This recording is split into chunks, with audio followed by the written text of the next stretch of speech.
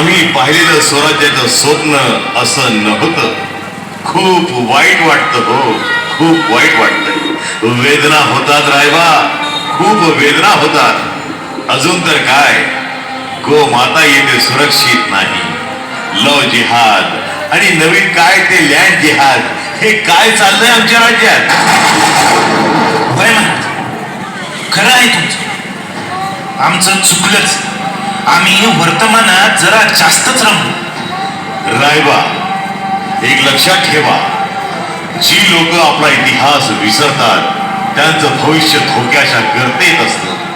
तेव्हा उठा, उठा, डोळे उघडून बघा. गर्व बाळगा आपल्या संस्कृतीचा, आपल्या परंपरेचा आणि शपथ घ्या.